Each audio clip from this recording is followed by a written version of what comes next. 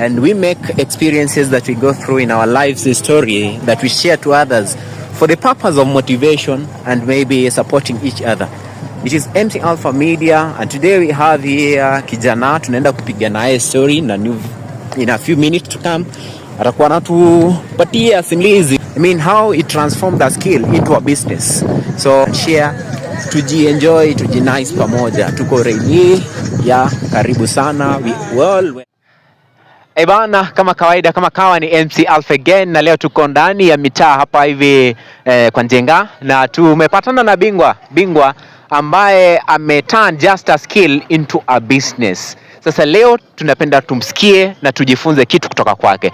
Bana, tunakuita nani? Kwa majina mimi naitwa Tilas Dego wa Budhia. Tunakuita nani? Naomba uinue sauti jani. Okay, kwa majina ni Tilas Dego wa Budhia. Naam. Labda utuambie wewe unafanya kazi gani, umesomea kitu gani na mboka ni gani? Okay, kama mimi vile nimesema kwa majina yangu Tilas Dego wa Budhia, I'm a professional by tailor. Na nikapidua hiyo kazi ya kushona nguo na ikawa sasa ni kazi ya kushona kama kawa hizi hema unaona hapa. Na hii hema naitoa kwa njia fupi sana. Sababu ni hizi magunia raw materials nazitengeneza na siuda zinakuwa hema. Alafu kwa hema nauza kwa shilingi 500 hema moja. Naam. Naam, vizuri. Na labda wewe ndio hii kazi yako ya kwanza kuianza ama labda ulianzia kwingine ndio ukafika hapa? Safari yako vipi? Mimi nilianza Mash Apparel Kenya Limited pale Mombasa Road. Nilikuwa nashona maguo. Nilikuwa operator.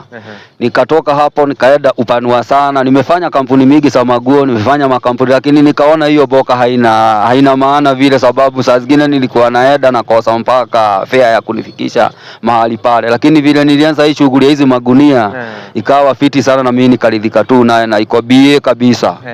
Alafu sasa labda tungetaka tusikie zile changamoto wewe unakumbana nazo katika hii kazi yako ya ushonaji labda vyandarua. Okay, kama ile changamoto naweza sema ni kupatana nayo labda ni makao bora, sababu kama hapa wakati wa mvua kama ikinyesha siwezi nikashonea hapa, sababu sijatengeneza shedi mzuri na sijakuwa na nyumba mzuri kamili ya kufanyia hii kazi yangu. Labda nyingine tofauti? Hakuna changamoto mingi sana, ile jambo la maana sana kwangu mimi najituma na ninapata zili kulingana na vile nilivyo. Labda sasa umesema wewe ni tailor. Labda unaweza nishonea tu suti mzuri tu kabisa? Mimi nilishonea kazi ya kushona, lakini sasa nikageuza akili yangu sasa nikawa mimi nashona magunia na inakuwa ni hema. Mbona sasa ukaamua hivyo? Labda what made you to come up with this skill?